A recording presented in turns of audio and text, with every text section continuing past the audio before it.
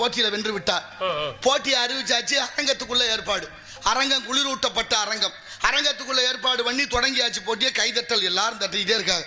கொஞ்சம் கொஞ்சம் மாத்து கைதட்டல் குறைஞ்சிக்கிட்டே வருது. சரி, கழுத தேஞ்சி கட்டரும்பாதுன்னு சொல்லுவாங்க. 5 மணி நேரம் இல்லையா? ஆமா, விளையாட்டா உடம்புல ஆரோக்கியம் என்ன தானே தட்ட முடியும். கொஞ்சம் தூரம் நடக்கவும் முடியல. இல்ல அப்ப என்னாச்சு, 5 மணி நேரமா தட்ட முடியல. ஒரே ஒரு ஆள் மட்டும் தட்டிக்கிட்டே இருக்காரு. 5 மணி நேரம் பரிசு வென்றாச்சு. போட்டியில வெற்றி பெற்றுட்டார். இப்ப மேடையில் அறிவிக்கிறாங்க, ஐயா ரொம்ப நேரமா 5 மணி நேரம் சரியா கை தட்டி முடிச்சிருக்கிறீங்க, அதனால உங்களுக்கு தான் பரிசு, முதல் பரிசு, நீங்க மேடைக்கு வாங்கன்னு சொல்லியாச்சு. மேடைக்கு வாங்கன்னா ஒருத்தர் தானே எந்திரிச்சு வரணும். 2 பேரும் எந்திரிச்சு வந்தாங்க. இன்னும் எல்லாரும் ஆச்சரியமா பாக்குறாங்க, ஒருத்தர் தானே கை தட்டினாரு, 2 பேர் வர்றாங்களே. என்னன்னு பார்த்தா ஒருத்தருக்கு வலது கை இல்ல, ஒருத்தருக்கு இடது கை இல்ல. ஆளுக்கு ஒவ்வொரு கை இல்ல, ஆனாலும் நம்பிக்கை இருந்துச்சு. அந்த நம்பிக்கையில ஆளுக்கு ஒரு கையை சேர்த்து 2 பேரும் தட்டி பரிசை தட்டி விட்டார்கள். எப்படி இந்த நம்பிக்கை முதல்ல முக்கியம் இல்லையா? எல்லாரும் நம்பிக்கையோட தான் இருக்கிறேன். படுத்தா காலைல எந்திரிச்சிடுவோங்கிற நம்பிக்கை, கடை வாங்கினா நாளைக்கு கட்டிடலாங்கிற நம்பிக்கை, கொடுத்தாலும் நாளைக்கு அவர் கொடுத்துருவாருங்கிற நம்பிக்கை. ஒரு காலத்துல நம்பிக்கை இருந்துச்சு. கடன் வாங்கினவங்க தான் பயப்பட்டாங்க. நீரிடை உறங்கும் ஜங்கில், நிழலிடை உறங்கும் மேதி, தாரிடை உறங்கும் வண்டு, தாமரை உறங்கும் செய்யால் அப்படின்னு ராமாயணத்துல ஒரு வெண்பா இருக்கு. கம்பர் பாடுறாரு, நீரிடை உறங்கும் சங்கு, தண்ணிக்குள்ள சங்கு நிம்மதியா தூங்குதான். தூக்கம் யாருக்கு வரும்? கவலை இல்லாத ஆளுகளுக்கு தூக்கம் வரும். இன்னும் சொல்ல போனா சந்தோஷம் அதிகமா இருந்தாலும் தூக்கம் வரும், வராது? தூக்கம் வராது. கவலை அதிகமா வந்துட்டாலும் தூக்கம் வராது. கடன் வாங்கினவங்க எல்லாம் கவலைப்பட்டாலாம் ஒரு காலத்துல. எப்படி கட்ட போறோமோ, தினமும் வேலை இருக்கணும், கொடுத்தவர் வந்தாருன்னா அப்படி பயமா இருக்குமே அப்படிங்கிற ஒரு பயம் இருந்துச்சு. அப்ப இப்போலாம் அப்படி இல்லை. கடன் கொடுத்தால்தான் பயப்படுது. கொடுப்பானோ கொடுக்க மாட்டானோ, ஆமா இவன் கேட்கறான் ஓயாம, இவன்கிட்ட கொடுத்துட்டு நம்ம எத்தனை நாளைக்கு அலைகிறது? வீட்டுக்கு போனா வீட்டுல பூட்டை கட்டி பூட்டை தொங்க போடுறேன். ஆமா, ஒரு வேலை அலைபேசின்னு ஒண்ணு வச்சிருக்காங்க, தொடர்பு கொண்டா தொடர்பு இல்லைக்கு வெளியே இருக்கன்னு சொல்றாங்க. எங்கிட்ட காசு அப்படின்னா கொடுத்தாலும் கவலைப்படுற நிலைமை மாறி போச்சு. ஆனாலும் கவலை யாருக்கு வந்துச்சு? ஒவ்வொருத்தருக்கும் ஒரு கவலை. புதுசா கல்யாணம் பண்ண வீட்டுல தூக்கமே வராது, தெரியுமா உங்களுக்கு? அப்படியா? புது மாப்பிள்ளை பொண்ணுன்னா ஒரு வாரம் தூங்க மாட்டாங்க. இருக்கும் சந்தோஷத்துலங்க. நீங்க ஏன் தப்பு தப்பா கணக்கு போடுறீங்க? ஆமா, சந்தோஷத்துல தூக்கம் வராது. மாப்பிள்ளை வெளிநாடு வேலைக்கு போறாருன்னு திடீர்னு பொண்ணை விட்டுட்டு மாப்பிள்ளை போயிட்டாருன்னா அப்பவும் தூக்கம் வராது. கூடவே இருந்த மாப்பிள்ளை திடீர்னு ஒரு வாரத்துல கிளம்பிட்டாங்கன்னு மீண்டும் ஒரு வாரம் தூக்கம் வராது. அப்படின்னா சந்தோஷமா இருந்தாலும் தூக்கம் வராது, அதே நேரத்துல விட்டுட்டு போயிட்டாலும் தூக்கம் வராது. இப்ப தூக்கம் யாருக்கு வரணும்? சங்கு தூங்குதுன்னு தசரதருக்கு பாடுறாரு. அங்க கம்பர் பாடுறார், அயோத்தியில தசரதருடைய ஆட்சியில சங்கு தூங்குகிறதா நிம்மதியா. சங்கு தண்ணிக்குள்ள தூங்குறதுக்கு என்ன காரணம்? நீரிடை உறங்கு ஜங்கு, நிழலிடை உறங்கு மேதி. மேதினா எரும மாடு. எரும மாடு நிம்மதியா தூங்குது. ஏன்? போதுமான வயிற்றுக்கு ஆகாரம் கிடைச்சிருச்சுன்னா நிழல்ல எரும மாடு படுத்துரும். நிழல்ல எரும மாடு படுத்துருச்சுன்னா தண்ணிக்கு போகாது. பொதுவா எருமைக்குன்னு ஒரு குணம் உண்டு, வெயில் அதிக நேரம் நிக்காது. பசுமாடு ரொம்ப நேரம் வெயில்ல நிக்கும், எரும மாடு நிக்க முடியாது. ஏன்னா வெயில தாங்குற சக்தி எருமைக்கு கிடையாது, பசுமாட்டுக்கு உண்டு. அப்ப எரும மாடு என்ன செய்யும்? தண்ணி கிடந்தா எங்கனையாவது போய் தண்ணிக்குள்ள விழுகலாமான்னு நினைக்கும். அது சாக்கடையா இருந்தாலும் யோசிக்காது விழுந்துரும். அதான் எருமைக்கு உள்ள குணம். ஆனா அப்படி தண்ணிக்குள்ள விழுகக்கூடிய எரும மாடு அயோத்தியில போய் குளத்துக்குள்ள விழுகலையா, நிழல்ல தூங்கிருச்சான். அதனால சங்கு நிம்மதியா தூங்குதான். எப்படி பாடுறாரு பாருங்க, நிழலிடை உறங்கு மேதி, தாரிடை உறங்கு வண்டு. தார்னா மாலை, மாலையில வண்டு தூங்குதான். மலர்ல தேன் எடுக்கக்கூடிய வண்டு, ஒரு மலர்ல எவ்வளவு தேன் இருக்கும்? ஒரு திணை அளவு இருக்கும். திணை அளவு தேனை குடிச்ச வண்டுக்கு தூக்கம் வருமா? அப்படின்னா அந்த வண்டுக்கு அந்த மலர் தேன் எவ்வளவு கொடுத்திருக்கும் என்ற உயர்வான கருத்து இருக்காங்க. அப்ப அவ்வளவு குடிச்சிருச்சு, மயக்கத்துல அந்த மாலையிலே தூங்கிருச்சு. தாரிடை உறங்கு வண்டு, தாமரை உறங்கும் செய்யால். செய்யால்னா மகாலட்சுமி. மகாலட்சுமி அயோத்தியில தூங்குறாளாம்ங்க. மகாலட்சுமி தூங்குனா என்ன அர்த்தம்? மகாலட்சுமி கடைக்கன் பார்வைப்பட்டவனுக்கே தூக்கம் வராது. ஒருத்தனுக்கு நாளை காலையில 2 கோடி ரூபாய் கிடைக்குதுன்னா தூங்குவானா? அவனும் தூங்க மாட்டான், பக்கத்து வீட்டுக்காரனையும் தூங்க விட மாட்டான். ஆனா பாருங்க, மகாலட்சுமி அயோத்தியில தூங்குறா அப்படின்னா அங்க எல்லாரும் கோடீஸ்வரர்களா? அப்படின்னா கோடீஸ்வரர்கள் இல்ல, எல்லாத்தையும் பணம் இருந்துச்சு, அதை விட போதுங்கிற மனசு இருந்துச்சான். அதனால இதுக்கு மேல வேண்டாம். அதனால மகாலட்சுமிக்கு யாரும் கூப்பிடலையா, மகாலட்சுமி தூங்கின. இங்க என்ன நடக்குது தெரியுமா? எவ்வளவு கொடுத்தாலும் பத்தலைங்கிறான் நம்ம ஆளு. 2000 ரூபாய் அன்பளிப்பு கொடுத்துருக்காங்க, சம்பளம் 100 ரூபாய் குறைக்கலையா ஆளுங்க. எப்படி பாருங்க, எப்படி பாருங்க நம்ம ஆளுகளுக்கு இந்த எண்ணம் வருதா? இப்படி சிந்தனை தான். நான் நாடக உலகத்துக்கு வர்ற போது நான் 12:30 மணிக்கெல்லாம் நாரதர் வந்துருவேன். 12:30 மணிக்கு 2024 2 மணிக்கு நாரதர் மேடைக்கு வர்றேன். பார்த்துக்கிட்டு தான் நீங்களும் இருக்கிறீங்க. என்ன நடக்குதுங்க? ஏன் இந்த கால தாமதம்? எதனால இது ஆகுது? யாராவது யோசிச்சிருக்கமா? என்ன சொல்ல முடியும்? என்ன விளக்க முடியும்? பாட்டும் பரதமும் மண்புள்ள நாடகமும் நாட்டுக்கு நல்ல பயன் தரும் என்றார் முன்னோர்கள். இருக்கா?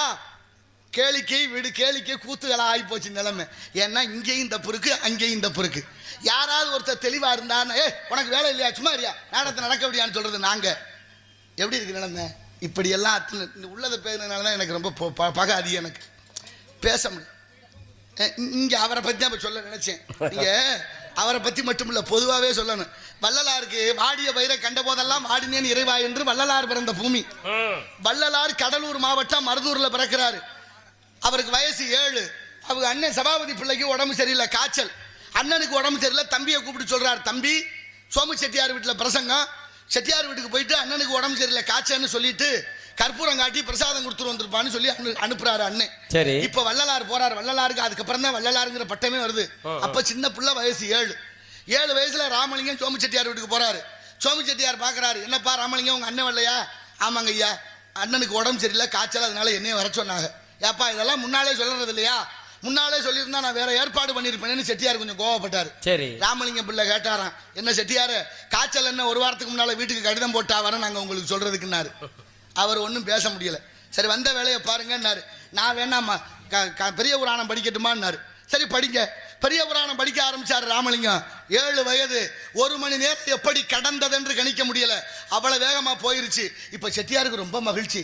இப்ப சொல்றாரு, ராமலிங்கம் நாளைக்கு நீங்களே வந்துருங்க, உங்க அண்ணனை வர வேண்டாம்னு சொல்லுங்க. எப்படி தம்பி கிட்ட கோவப்பட்டாரு அண்ணன் ஏன் வரலன்னு. 1 மணி நேரத்துக்குள்ள ஒரு மாற்றம் வருது பாருங்க.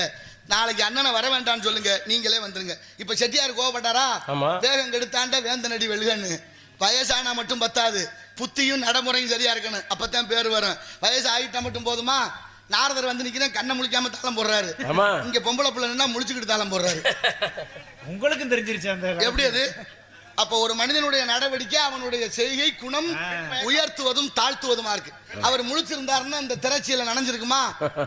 பெண் மயக்கம் உங்களுக்கு எங்க இருக்கு? ஆரிய கூத்து ஆடினாலும் தாண்ட போப்பானே காசு காரியத்துல கை பாடினாங்கல்ல, எப்படி பாடியிருக்காங்க? காரணம் இல்லாமல் தோரணம் கட்டுறது இல்லை. இல்ல எல்லா சொல்லும் பொருள் குறித்தனவே. அப்படிப்பட்ட வள்ளலார என்ன பண்ணாரு சோமு செட்டியாரு?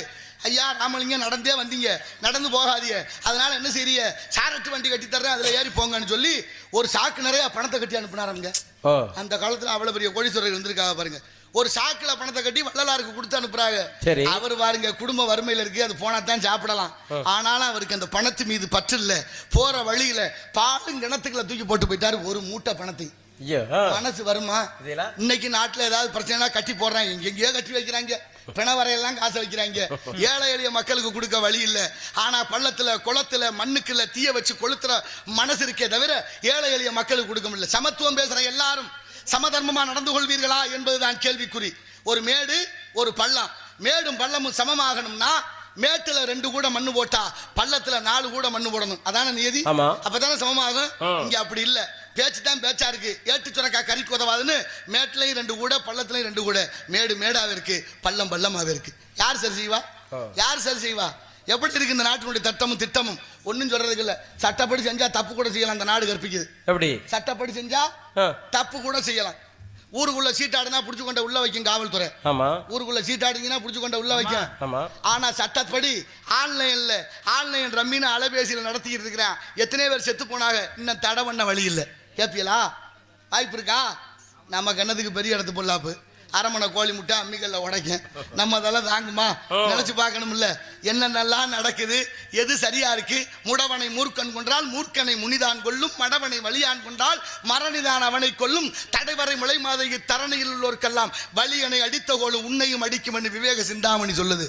அத்தனையும் சொல்லி வச்சு என்ன செய்ய? படிக்கவோ அதை பின்பற்றவோ ஆள் இல்லை என்பதுதான் பெரிய வேதனைக்குரிய விஷயம். அத்தனை விஷயங்கள் இருந்தும் வள்ளலார் மேலே வழக்கு போட்ட உலகம். வள்ளலார் பாடிய திருவருட்பா தப்புன்னு வழக்கு. கடலூர் நீதிமன்றம். நீதிபதி யாரு? அன்னைக்கு வெள்ளக்காரன் ஆச்சு நம்ம நாட்டுல. வெள்ளக்காரன் தான் நீதிபதி. வழக்கறிஞர் யார் தெரியுமா? முத்துசாமி ஐயர்.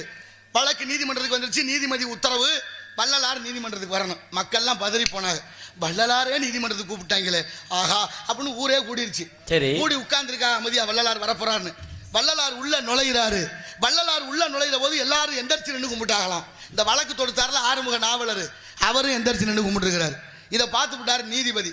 ஏயா நீ தான் அவருக்கு எதிரி, நீ தான் வழக்கு தொடுத்த, நீ ஏயா அவரை கும்பிட்டான்னு நீதிபதி கேட்கிறாரு. அவர் சொன்னாரா, என்னன்னு தெரியலங்க, அவர் வந்தோடனே என்னை அறியாம கும்பிட தோணிருச்சு, கும்பிட்டேன்னாரு. எதிரிக்கு கூட வள்ளலாரை பார்த்தோன்னே கும்பிட தோணி இருக்குல்ல, அதான் யதார்த்தம். இன்னைக்கும் சில பேரை பார்த்தா அண்ணே வாங்க நல்லா இருக்கலான்னு கும்பிடுறோம், கும்பிட தோணுது. இன்னும் சில பேரை பார்த்தா கும்பிடு தொலைக்கணும்னு தோணுது. பயத்திலே வச்சிருக்காங்களே. பயமுறுத்தியாவா வாழ முடியும்? நல்லா இருக்குமா? நினைச்சு பாருங்க. அப்ப வள்ளலார் பாடிய திருவருட்பா சரின்னு செய்தவர் யார் தெரியுமா? ஒரு இஸ்லாமியர். திருநெல்வேலி பக்கத்தில் இடரில்லாக்குடி என்ற ஊர்ல பிறந்த செய்குத்தம்பி சதாவதானி இஸ்லாமிய மகன்தான் மேடை போட்டு முழங்கி இந்த நாட்டில் திருவருட்பா உயர்ந்தது என்று சொல்லி காஞ்சிபுரம் ஏகாம்பரேஸ்வரர் கோயில்களை கூட்டிட்டு போய் பூரணகும்ப மரியாதை நடத்தப்பட்டிருக்கிறது. இது வரலாற்று சான்று. ஏத்துக்குமா நாடு? நடக்குதா இந்த உலகத்தில்? எல்லாம் ஏட்டு சுரக்கா கறிக்கு உதவாதுங்கிற மாதிரியே ஒவ்வொன்று இருக்கு. அப்பேற்பட்ட வள்ளலார் பாடிய திருவருட்பா நல்லது. உடலுக்கு என்ன சத்தம்? அமைதியா இருங்க. அப்படி என்னன்னா வள்ளலாறு சென்னையில் இருக்கிற போது ஒரு பாதையில எப்போதும் போவாராம்.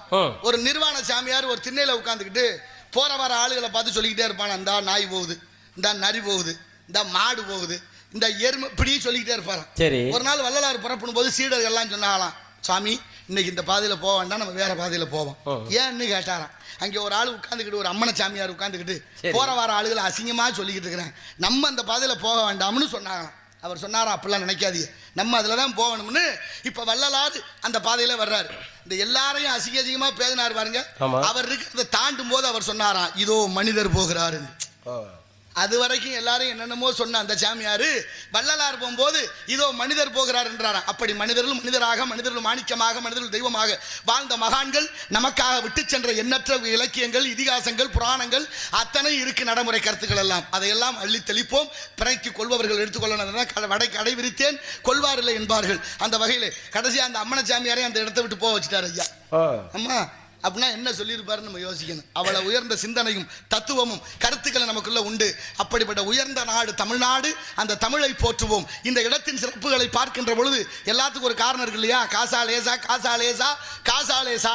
காசு இருந்தா தாண்டாதம்மி நாடு மதிக்கும், காசு இல்லாதவனை கழுத கூட எட்டி உதைக்கும். கையில வாங்கினேன் பையில போடல, காசு போன இடம் தெரியல, காதலி பாப்பா காரணம் கேப்பா, ஏது சொல்வதென்று புரியல என்று ஒவ்வொருத்தரும் அவரவர் அறிவுக்கேற்றபடி பாடி இருக்கின்றார்கள். எங்கே தேடுவேன் பணத்தை, எங்கே தேடுவேன் ஒருத்தர். காசேதான் கடவுளப்பா, அது கடவுளுக்கும் தெரியும்னார் ஒருத்தர். இடையில ஒருத்தர் சொன்னார், பணம் என்னையா, பணம் குணம் தானையா நிரந்தரம். இருந்ததா?